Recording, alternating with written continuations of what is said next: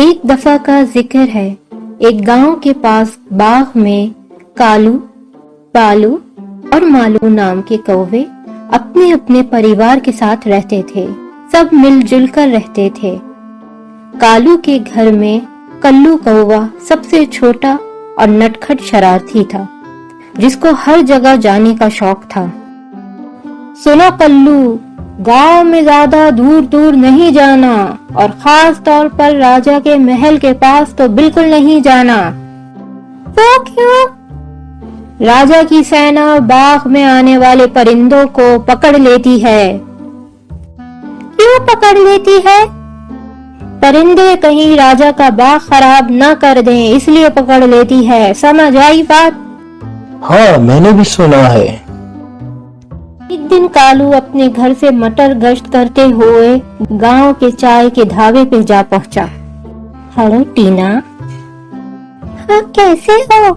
Tina, تمہاری آواز کو کیا ہوا؟ کچھ نہیں ہوا۔ اچھا، تو ہے جو ٹینا کی آواز نکال کر بات کر رہا تھا۔ چل بھاگ یہاں سے۔ کلو اس آدمی کا چشمہ لے اڑتا ہے اور اڑتے اڑتے راجا کے محل جا پہنچتا ہے۔ راجا کے محل کے باہر ایک مزدور رنگ کر رہا ہوتا ہے۔ کلو کو بہت تجسس ہوتا ہے کہ یہ سب کیا ہو رہا ہے۔ وہ قریب جا کے دیکھتا ہے اور رنگ میں گر جاتا ہے، اور کلو کا پورا رنگ سفید ہو جاتا ہے۔ کلو اسی پریشانی میں اپنے باغ کی طرف واپس آتا ہے۔ دیکھو دیکھو، کوئی بدیشی کوا آیا ہے۔ کون ہو تم؟ کہاں سے آئے ہو؟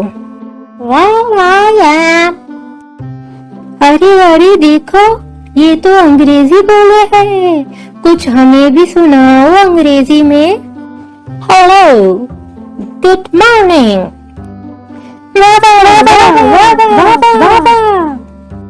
1 2 1 2 3 4 5 ABCD۔ Thank you, good bye.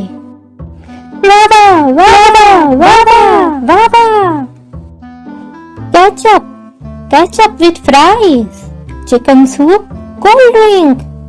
Goodbye, you idiot.